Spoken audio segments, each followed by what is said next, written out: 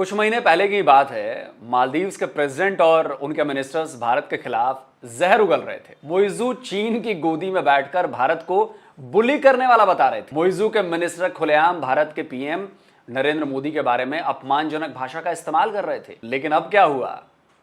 मालदीव भारत के सामने गिड़गिड़ाने क्यों लगा? और डॉक्टर जयशंकर, आपको पता है, कोई मौका नहीं जाने देते इस तरह की चीजों के अंदर जहां पे वो अगले बंदे को एहसास दिलाना चाहते हो कि हाँ जी हम बहुत कर रहे हैं। तो डॉक्टर जयशंकर ने भी कहा, जी मूसा साहब आपका बहुत शुक्रिया, इंडिया आपके साथ खड़ा हुआ है। अब उस वक्त तो मालदीव्स ने कह दिया था कि हाँ जी ठीक है, कोई बात नहीं, हम तो जो है वो ठीक है। आपने बहुत ज्यादा चीजें कह दी और चाइना के जो है वो सपोर्ट करने लग पड़े। तो अब आप चाइना से कहते कि आपको अंडे भेज दें, चाइना आपको चावल भेज देता, चाइना आपको शुगर भेज देता। आपको इंडिया से जो है वो रिक्वेस्ट करने की क्या जरूरत थी? हज़ार लाखों बातें ऐसी हों जिससे हमें एतराज़ात हो, वो अपनी जगह पे, वो एक अपनी बहस है। लेकिन कोई बंदा इस बात को ज़रा करके तो दिखाए, इनकार करके तो दिखाए। नहीं कर सकता ना कि ये सिर्फ मालदीव के केस में नहीं, हर उस केस में जो कि इंडिया की नेबरिंग कंट्री है और उसको उतना परेशान नहीं करता कि नाक में दम कर दे, समझ गए, तो वो इंडिया उसके बदले में हेल्प ना करे। अस्सलाम वालेकुम, उम्मीद है कि आप सब लोग लशपेश होंगे। Welcome to True Reacts. आज हम लोग आपके साथ मालदीव्स के हवाले से इंडिया का जो बिहेवियर है, मालदीव्स और इंडिया का जो आपस में रिलेशन पास्ट में रहा है, आपने देखा है काफ़ी इनका बाइकआउट सिस्टम चल रहा था मालदीव्स के अंदर इंडिया को लेके। तो अब ये चीज़ थोड़ी सी ज़रा टर्न हुई है इस चीज़ को, प्रॉब्लम को देखते हुए कि इंडिया में कितनी ज़्यादा, सॉरी इंडिया में कह रहा हूँ, मालदीव्स में कितनी ज़्यादा प्रॉब्लम बन रही है कि इंडिया का बाइकआउट करके अब इनको लग रहा है कि शायद हमने कोई बहुत बड़ी गलती तो नहीं कर दी। ये थोड़ा कश्मकश में देखेंगे आपके साथ मिलके। ओरिजिनल वीडियो का लिंक डिफेंस डिटेक्टिव का डिस्क्रिप्शन में है, अगर आप इनको सपोर्ट एंड सब्सक्राइब करना चाहते हैं आप कर सकते हैं। वीडियो फिर हम करते हैं स्टार्ट। कुछ महीने पहले की बात है, मालदीव्स के प्रेसिडेंट और उनके मिनिस्टर्स भारत के खिलाफ जहर उगल रहे थे। मोइजू चीन की गोदी में बैठकर भारत को बुली करने वाला बता रहे थे। मोइजू के मिनिस्टर खुलेआम भारत के पीएम नरेंद्र मोदी के बारे में अपमानजनक भाषा का इस्तेमाल कर रहे थे। लेकिन अब क्या हुआ? मालदीव भारत के सामने गिड़गिड़ाने क्यों लगा? क्यों चीन से गलबैयां करने वाले मोइजू की गवर्नमेंट भारत के आगे हाथ जोड़ने लगी? नमस्कार दोस्तों, डिफेंस डिटेक्टिव के एक और नए एपिसोड में आप सभी का स्वागत है। मैं हूं आलोक। आज के इस वीडियो में मैं इन्हीं सवालों के जवाब दूंगा, समझाऊंगा कि मालदीव्स कितना भी चीन से दोस्ती क्यों ना गांठ ले, लेकिन मुसीबत जब पड़ेगी तो उस वक्त उसकी मदद के लिए चीन नहीं, भारत आगे हाथ बढ़ाएगा। और जैसा अभी हुआ है, भारत को रात दिन कोसने वाला मालदीव्स भूख से मरने लगा तो उसे भारत की याद आई है। ये हैं मूसा जमीर। मूसा मालदीव्स के फॉरेन मिनिस्टर हैं, यानी कि विदेश मंत्री। प्रेसिडेंट मोइजू के बेहद खास माने जाते हैं, लेकिन दिन रात भारत को कोसने वाले मोइजू के मंत्री मूसा अपने सोशल मीडिया एक्स, जिसे हम पहले ट्विटर के नाम से जानते थे, उस पर भारत का शुक्रिया अदा कर रहे हैं। भारत मालदीव्स की सालों से चली आ रही दोस्ती की दुहाई दे रहे हैं। ये ट्वीट 6 अप्रैल यानी आज का ही है ना गजब की बात। अब यह गजब क्यों हुआ उसे समझिए। मूसा ने अपने ट्वीट में लिखा है कि वो विदेश मंत्री डॉक्टर एस जयशंकर और भारत सरकार के शुक्रगुजार हैं, क्योंकि भारत ने मालदीव्स के लिए साल 2024-25 के लिए जरूरी सामानों के आयात के कोटे को बहाल कर दिया है। इसका मतलब क्या हुआ यह भी समझाऊंगा, लेकिन उससे पहले मूसा के इस ट्वीट पर भारत के विदेश मंत्री डॉक्टर एस जयशंकर ने क्या जवाब दिया वो दिखा देता हूं। डॉक्टर जयशंकर ने लिखा, आपका स्वागत है फॉरेन मिनिस्टर मूसा जमीर। भारत अपनी नेबरहुड फर्स्ट और सागर नीतियों के प्रति दृढ़ता से प्रतिबद्ध है। दोस्तों, बमुश्किल से 1.5 लाइन की इस रिप्लाई में डॉक्टर जयशंकर ने मालदीव का नाम तक नहीं लिया। इसके बारे में भी आपको बताऊंगा, लेकिन पहले आपको बताता हूं कि मालदीव्स के फॉरेन मिनिस्टर ने जो ट्वीट किया है उसका मतलब क्या है। इसका मतलब समझाने के लिए आप मालदीव्स का अखबार द एडिशन की ये न्यूज देखिए। लिखा है, भारत ने 2024-2025 में मालदीव को अब तक की सबसे अधिक मात्रा में आवश्यक वस्तुओं के निर्यात की अनुमति दी। भारत के अखबारों ने भी इसे हेडलाइन बनाया है। अब इस लेटर को देखिए। यह मालदीव्स में भारत के हाई कमीशन का लेटर है। तारीख है 5 अप्रैल। इस लेटर में लिखा गया है कि मालदीव्स गवर्नमेंट के रिक्वेस्ट के बाद भारत सरकार ने जरूरी सामानों के एक्सपोर्ट को मंजूरी दे दी है। खास बात यह है कि भारत और मालदीव्स के बीच हुए 1981 के अग्रीमेंट में तय की गई मात्रा से यह कहीं ज्यादा है। अब इस लेटर को भी देख लीजिए। ये भारत के मिनिस्ट्री ऑफ कॉमर्स का लेटर है। 5 अप्रैल को जारी इस लेटर में उन कमोडिटीज के नाम और क्वांटिटी लिखी हुई है जो भारत से मालदीव्स इंपोर्ट करने वाला है। इसमें अंडे हैं, आलू है, प्याज है, चावल, आटा, चीनी, दाल, बजरी और नदी की रेत तक शामिल है। और इसी वजह से मालदीव्स के फॉरेन मिनिस्टर भारत सरकार का तहे दिल से शुक्रिया अदा कर रहे हैं। मूसा ज़मीर ये कह रहे हैं कि भाई आपका शुक्रिया, हमारी बड़ी अच्छी दोस्ती है, हमारे बड़े मजबूत ताल्लुकात हैं, हम इस बायलैटरल ट्रेड को आगे बढ़ाना चाहते हैं, सो ऑन एंड सो फोर्थ। और डॉक्टर जयशंकर आपको पता है कोई मौका नहीं जाने देते इस तरह की चीज़ों के अंदर जहाँ पे वो अगले बंदे को एहसास दिलाना चाहते हों कि हाँ जी हम बहुत कर रहे हैं। तो डॉक्टर जयशंकर ने भी कहा जी मूसा साहब आपका बहुत शुक्रिया, इंडिया आपके साथ खड़ा हुआ है, नेबरहुड फर्स्ट पॉलिसी, सरकार पॉलिसीज को फॉलो करेगा, so on and so forth. देखिए India has so much to give to the neighbouring countries. India is a big country, big economy. Actually Maldives की हालत दिन ब दिन खराब होती जा रही है। मालदीव्स में महंगाई तेजी से बढ़ती जा रही है। मालदीव्स में पानी का जबरदस्त संकट है, अनाज की भारी कमी है, आटा, चावल, चीनी, दाल, अंडे, ये तो बुनियादी चीजें हैं, ये भी बाजार से गायब हैं।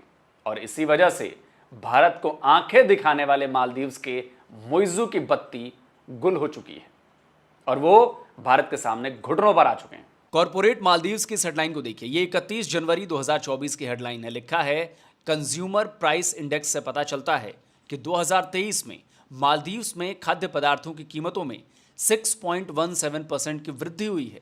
इसका मतलब समझते हैं आप? इसका मतलब है कि मालदीव्स में जबरदस्त महंगाई है। पिछले दिसंबर से ही देश की इकोनॉमिक मिनिस्ट्री ने प्याज के दामों में बढ़ोतरी को लेकर वार्निंग जारी की थी, लेकिन कुछ हुआ नहीं। जनवरी में हालात और बिगड़ने लगे जब मुइज़्ज़ू गवर्नमेंट ने कहा कि वो जरूरी खाद्य पदार्थों के दाम कम करने के लिए कदम उठाएगी, लेकिन मुइज़्ज़ू गवर्नमेंट ने कोई ऐसे कदम नहीं उठाए जिससे महंगाई कम हो सके। नतीजा ये हुआ कि हालात बिगड़ने लगे। जैसे जैसे रमज़ान करीब आने लगा, मालदीव्स के लोगों की टेंशन बढ़ती गई। गवर्नमेंट को फिर ही ऐलान करना पड़ा कि रमज़ान से पहले हालात सुधार लिए जाएंगे, लेकिन हालात सुधरे तो कैसे सुधरें?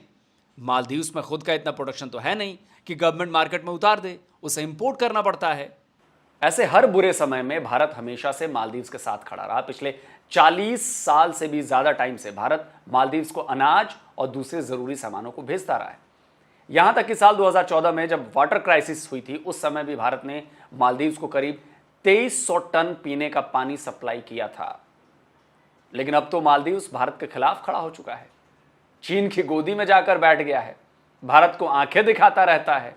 पिछले महीने मार्च में भी मालदीव्स में पानी का संकट गहरा गया था। तब मालदीव्स ने भारत से नहीं, अपने नए नवेले दोस्त चीन से मदद मांगी थी। चीन ने हालांकि 1500 टन पानी भेजा भी था। लेकिन मालदीव्स अनाज और दूसरे जरूरी खाने पीने के सामानों की कमी से भी जूझ रहा है। तो भाई, जैसे उसने पानी के लिए चीन के आगे हाथ फैलाए थे, वैसे ही आटा चावल के लिए भी फैला लेता। लेकिन मालदीव्स ने ऐसा नहीं किया। उसकी दो वजहें हैं। पहली ये कि पानी लेने के बाद ही मालदीव्स को यह समझ में आ गया था कि चीन से कोई मदद लेना इतना आसान नहीं है। चीन हर मदद में अपना फायदा देखता है, बदले में कोई चीज वो ले लेगा। दूसरी बात ये कि इन सामानों को चीन से इंपोर्ट करना मालदीव्स के लिए बहुत महंगा पड़ रहा था, और ये पड़ता भी, वो भी चीन उसकी जरूरत भर का सामान देता भी या नहीं, इस पर भी डाउट था। लेकिन भारत से उसे सही रेट पर सही सामान मिलने की गारंटी थी। यही वजह है कि कल तक भारत को घुड़की देने वाला मुइज़्ज़ू आज घुटने पर है। अपने विदेश मंत्रालय से भारत सरकार को रिक्वेस्ट करवाई कि वो एक्सपोर्ट पाबंदियों को हटा दे, ताकि रमज़ान के महीने में उसके लोगों को चावल, आटा, दाल, अंडे जैसी ज़रूरी सामान जो हैं वो मिल सके। तभी मैंने कहा था कि जब मालदीव्स भूखों मरने लगा, तब उसे भारत की याद आई।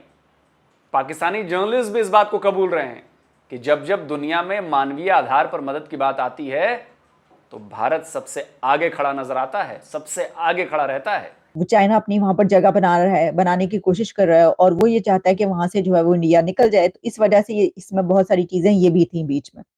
अब उस वक्त तो मालदीव्स ने कह दिया था कि हाँ जी ठीक है, कोई बात नहीं, हम तो जो है वो ठीक है, आपने बहुत ज्यादा चीजें कह दी और चाइना के जो है वो सपोर्ट करने लग पड़े, तो अब आप चाइना से कहते कि आपको अंडे भेज दें, चाइना आपको चावल भेज देता, चाइना आपको शुगर भेज देता।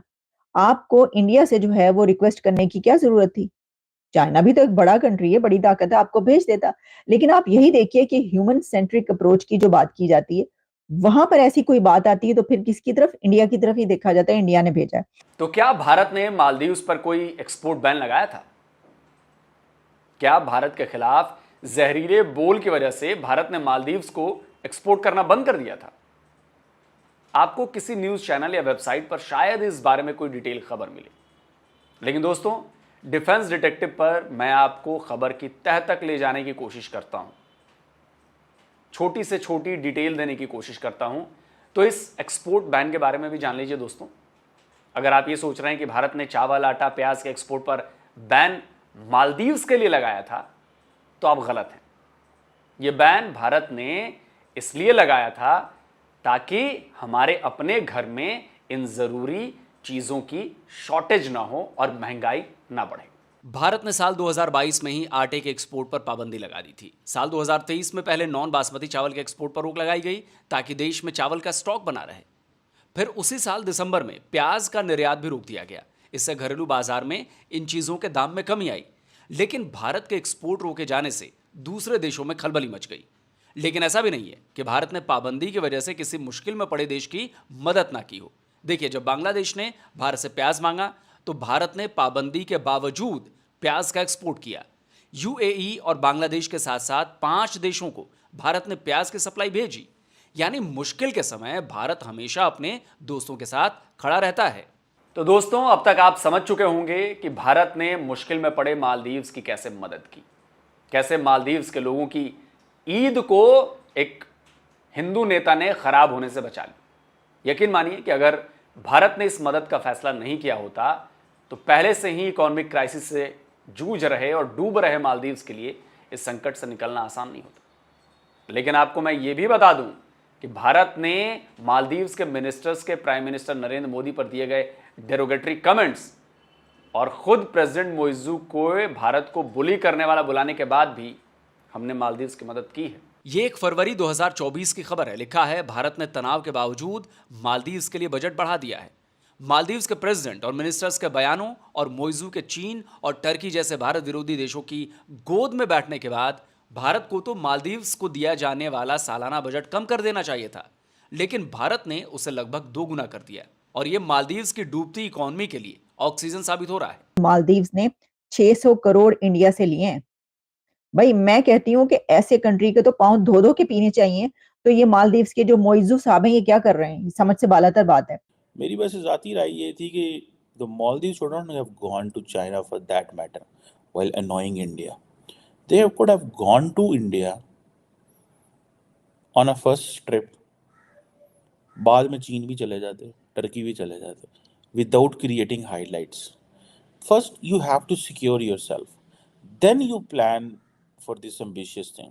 आप पहले दिन ही अपने आप को कंट्रोवर्शियल करके कि जब देखें इंडिया के फॉरेन मिनिस्टर को आलू टमाटर दालें चीनी आटा भेजने में का शुक्रिया अदा करें, ये इसलिए क्रिएट किया, शुक्रिया अदा किया ना क्योंकि आप तुर्की और चीन चले गए। अगर आप तुर्की और चीन ना जाते तो ये शुक्रिया अदा दाला ने शुक्रिया नहीं सन चीनी ने शुक्रिया अदा करने पड़ना। अब मैं आपको बताता हूं डॉक्टर एस जयशंकर के उस 1.5 लाइन के ट्वीट का मतलब। तो जैसा कि मैंने आपको पहले भी कहा कि डॉक्टर जयशंकर ने अपने इस ट्वीट में मालदीव का नाम तक नहीं लिया। उन्होंने केवल इतना लिखा कि भारत अपने पड़ोसी देशों की मदद और सागर पॉलिसी के पालन के लिए कमिटेड है, प्रतिबद्ध है। इस 1.5 लाइन के ट्वीट ने मालदीव्स को यह साफ मैसेज दे दिया है कि भले ही भारत मुश्किल में पड़े, मालदीव्स की मदद करने से पीछे नहीं हटेगा, लेकिन वो अपने देश और अपने देश के प्राइम मिनिस्टर के खिलाफ घटिया बयानबाजी और एंटी इंडिया स्टैंड को ऐसे ही नजरअंदाज नहीं करेगा। इसके साथ ही इस छोटे से ट्वीट से फॉरेन मिनिस्टर एस जयशंकर ने मालदीव्स को भी एहसास करा दिया कि भले ही मालदीव्स चीन के नाम पर उछल कूद करता रहे, लेकिन मुश्किल पड़ने पर उसकी मदद के लिए भारत ही आएगा, चीन उतनी दूर से नहीं आएगा। हज़ार लाखों बातें ऐसी हों जिससे हमें एतराज़ात हो, वो अपनी जगह पे, वो एक अपनी बहस है, लेकिन कोई बंदा इस बात को ज़रा करके तो दिखाए, इनकार करके तो दिखाए नहीं कर सकता ना।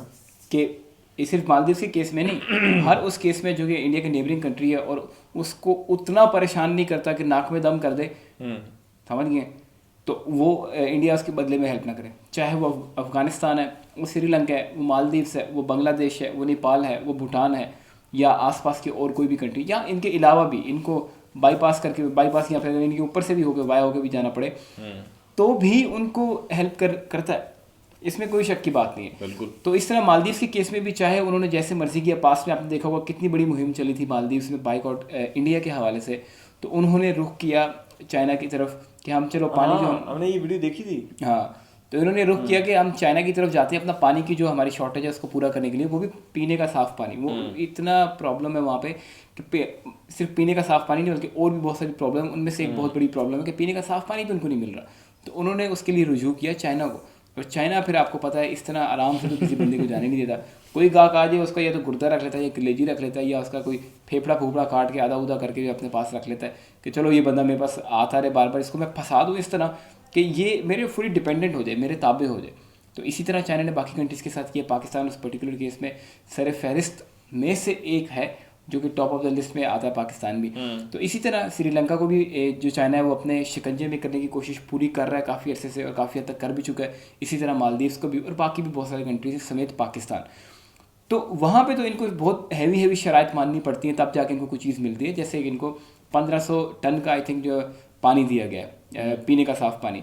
अब बाकी जो चीज़ें जो कि चाल, दावल, आटा, चीनी या बजरी और इस तरह की बहुत सारी चीज़ें जो उनकी रिक्वायरमेंट है, वो अगर चाइना की तरफ जाएंगे, पानी 500 टन 1500 टन लेने के लिए उनको इतने पापड़ बेलने पड़े और इतने महंगे पड़े, क्योंकि उनको मलाका स्ट्रेट से होते हुए आना पड़ता है, उनका रूट ही वहाँ से आता है, और इंडिया डायरेक्ट यहाँ से जाता है। कितना करीब है मालदीव्स और इंडिया का, तो वहाँ उनको चीज़ भी इतनी डिपेंडेंसी होके मिलती है और महंगी मिलती है। और वही चीज़ अगर भारत से मिलती है तो उसकी जो डिपेंडेंसी है वो उस तरह नहीं है कि आप उसको शिकंजे में नहीं कर लेंगे या किसी ऐसे चीज़ में नहीं फंसा देंगे कि बाद में मालदीव्स या कोई भी कंट्री उनके शिकंजे में उस तरह फंसे और वो बाद में गालियाँ दे, या बहुत बुरी तरह सालों दर साल उनकी आने वाली नस्लें भी उस चीज़ का शिकार हो जाए। इंडिया ऐसा नहीं करता। और दूसरा एक और मालदीव्स के पर्टिकुलर केस में कि उनको सस्ता भी बड़ा पड़ता है, कि जिस तरह चाइना से इतना मलाका, स्टेट ऑफ मलाका से होते हुए आएगा, ज़ाहिर उसकी कॉस्ट लगती है, तो कॉस्ट अब चाइना अपनी जेब से पे तो नहीं करेगा, ज़ाहिर है वो आगे से लेगा। तो इसी तरह जब इंडिया से जाएगी तो फासला ही थोड़ा है। चाइना ने जहाँ से होते हुए आना है, इंडिया ने जहाँ से जाना है सीधा स्ट्रेट, तो कितना फ़र्क पड़ जाएगा। एक तो गुर्दा कलेजी रखवाओ, ऊपर से पैसे डबल दो, सारा कुछ ही अपना दो, और फिर टाइम भी ज़्यादा, और इस तरह सारी चीज़ें। तो ये चीज़ है कि इंडिया ने तब हर उस कंट्री की हेल्प की है जिसने उसके नाक में दम नहीं किया। एक होता है कि बंदा ऐसे गुस्सा चढ़ाता है कंट्री को, तो वो जब यहाँ तक है तो कोई प्रॉब्लम नहीं है, जैसे वो नाक पे आता है तो फिर इंडिया से मुंह मोड़ लेता है, जैसे पाकिस्तान के केस में पर्टिकुलरली किया है। लेकिन बाकी कंट्रीज़, अफगानिस्तान की तरफ से भी प्रॉब्लम्स आई, श्रीलंका की तरफ से आई, जो तमिलनाडु वाली साइड है उसको लेके, और भी छोटे छोटे मामला, नेपाल की साइड से मैप को लेके, और मालदीव्स हो गया बाइकआउट को लेके, इसी तरह भूटान वगैरह भी, बांग्लादेश भी, लेकिन फिर भी उन कंट्रीज़ की हेल्प करता है, और मालदीव्स की भी उन्होंने की है, बहुत अच्छी बात है। तो अब भी अगर कोई कंट्री इनको गालियाँ देता है कि भाई ये कंट्री हेल्प नहीं करता, ये कंट्री अपना मुफाद देखता है, उसमें कोई शक की बात नहीं, कंट्री अपना मुफाद देखता है, इसमें कुछ गलत भी नहीं है। अगर इंडिया अपना मुफाद देख रहा है कि अपने नेबरिंग कंट्रीज़ के साथ उसके ताल्लुकात अच्छे होने चाहिए, तो उससे अगर किसी का फ़ायदा हो रहा है तो इसमें गलत क्या है? बिल्कुल, अगले का फ़ायदा भी हो रहा है, इंडिया का भी फ़ायदा हो रहा है, तो विन विन सिचुएशन है। तो इसमें ये बात कहाँ से आ जाती है कि भाई इंडिया अपना फ़ायदा देख रहा है, वो एक्चुअल है, लेकिन उसका जो इफेक्ट आ रहा है वो भी हम हैं, हर मुल्क देखता है ना, मतलब अगर हर इंडिविजुअल भी देखता है, हाँ बिल्कुल, हर बंदा देखता है। तो अगर हम इसको इस तरह लेंगे, फॉर एग्जाम्पल इस तरह पाकिस्तान ने एकदम किया और अपना ही नुकसान किया, हाँ, इसी तरह मालदीव भी है तो इन्होंने भी अपना नुकसान किया है। तो ये वो चीज़ है कि अगर हम एक चीज़ को यहाँ से पकड़ सकते हैं आसानी से, तो हम ऊपर से आगे उसको पकड़ रहे हैं, तो वो ज़्यादा रूट लंबा पड़ेगा। और रूट से मुराद ये है कि चीज़ महंगी भी मिलेगी, टाइम भी ज़्यादा लगेगा, और बहुत सारी इस तरह की बहुत सारी प्रॉब्लम आती हैं। और ऊपर से सबसे बड़ी बात कि जो रिलेशन है नेबर कंट्री के साथ वो भी ख़राब होगा, हाँ, जो मेन पार्ट है जिससे, और वो भी सबसे करीब तो इंडिया ही पड़ता है उनको। मालदीव के केस में तो उनको इंडिया से पंगा लेना ही नहीं चाहिए, एक्सट्रीम सिचुएशन तक, कि अगर उनको लगता है कि भैया बहुत ही कोई हैवी काम ख़राब हो गया, छोटे मोटे मामलात में जब उनकी डिपेंडेंसी इस वक्त इतनी ज़्यादा है, तो जाहिर है उनको वो चीज़ माननी पड़ेगी। बिल्कुल। तो ये इस तरह ही निज़ाम चलता है। मतलब अभी तक की हिस्ट्री के अंदर ये क्या उसका नाम है, अफगानिस्तान को उन्होंने गंदम दी है, पता नहीं कितने 100 टन दिए, तो वो एक ऐसी मिसाल है कि अगर मतलब इंडिया की हम हिस्ट्री को देखें तो मेरे ख्याल से कोई भी ऐसी हमें नहीं नज़र आती कि इसमें अंदर उन्होंने किसी मुल्क के साथ ज़्यादती की। हालांकि उनके साथ इख्तलाफात अपनी जगह पे, मैं आज भी ये बात कह सकता हूँ कि अगर पाकिस्तान इंसान मान जाए और पाकिस्तान आज जाकर रिक्वेस्ट करे तो इंडिया हर चीज़ करने के लिए रेडी होगा, बशर्त ये कि वो चवल ना मारे कोई। हाँ, लेकिन फॉरेन इंसान बन जाए वो ट्रस्ट नहीं करेंगे, उनको पता है कि ये इंसान बनते नहीं है। बिल्कुल, वो बात एक उनको यकीन दिलाना पड़ेगा या उनको टाइम लगेगा इस स्टेज पे यकीन करने में कि ये वाकई नहीं करते, तब करेगा। इस तरह नहीं कि हाँ हम इंसान बन गए तो अब आप कर दें। पाकिस्तान ने एक हाथ से लेके फिर छुरा भी घोंप दे रहे साथ ही। हाँ, ये चीज़ है, लेकिन बात यह है कि वो ट्रस्ट फिर भी करेंगे, बेशक एक सेफ साइड पे रहकर करें, लेकिन अगर हम उनसे करना चाहें तो फ़ायदा भी हमारा है। हाँ। और वो हमारी हेल्प भी कर सकते हैं। उनका भी फ़ायदा है, ज़ाहिर है उनकी जो प्रॉब्लम हमारी साइड से उनको बन रही है वो उनके लिए भी नहीं होंगी। म्यूचुअली फ़ायदा है, दोनों साइड से फ़ायदा है। लेकिन ये है कि ज़्यादा फ़ायदा किसको है, वो हमें ज़्यादा हमें फ़ायदा है। तो इसलिए जहाँ पे एक का नुकसान होता है, दूसरे जहाँ पे एक चीज़ का फ़ायदा होता है वहाँ पे दूसरी चीज़ का ऑब्वियस बात है कि नुकसान भी होता है। तो नुकसान के साथ ही फ़ायदा होता है। तो अगर हम ये बोलें कि दोनों साइड में फ़ायदा ही फ़ायदा हो तो वो बात तो नाकाबिले यकीन है और नाकाबिले प्रैक्टिकल नहीं है ना। बिल्कुल ऐसे ही है। हम इस बात को इस तरह देखते हैं कि हमने पूरी हिस्ट्री को जाना और हमने देखा और हमने इस पर रिसर्च की तो हमें यही मिला कि भाई इंडिया ने किसी के साथ ज़्यादती नहीं की। अगर कोई छोटी मोटी बात हो भी गई तो उस चीज़ को बुला के एक नॉर्मल, जिस तरह अभी बुलाने वाली बात है ना, वो फिर भी उनकी मदद कर, मतलब बैक एंड पे रख देते हैं, बुलाते तो नहीं। इंडिया भी बड़ा शाना है कि वो अपना पूरा करते हैं, करना भी चाहिए, कोई करना भी चाहिए। लेकिन ये कि वो बताते भी हैं, वो बताते भी हैं कि आपने ज़्यादती की है। ये एक और बात है, जिस तरह वो उन्होंने एस जयशंकर वाली बात बताई कि उनकी ट्वीट का मैसेज या मतलब हरगिज़ यही बात है कि उसका मतलब यही है ना भाई कि उन्होंने उनका नाम नहीं लिया, उन्होंने सारा मुद्दा उस पर डाल दिया गवर्नमेंट पे, और वो खुद भी गवर्नमेंट का हिस्सा है, उन्होंने अपने आप पे बात नहीं दी। तो इसका मतलब यह है कि उनके लिए सबसे पहले गवर्नमेंट है, हुकूमत है और मुल्क है जिसके ऊपर जिसको उन्होंने बेस बनाया है कि अगर हमारे मुल्क के साथ कोई गद्दारी करेगा तो हम उसको उस तरह से जवाब देंगे। अगर हमारे मुल्क के साथ भी ऐसे चलेगा तो इट्स मीन कि वो मुल्क के जितने भी डिपार्टमेंट के लोग हैं सब वो उसके साथ अच्छे चलेंगे।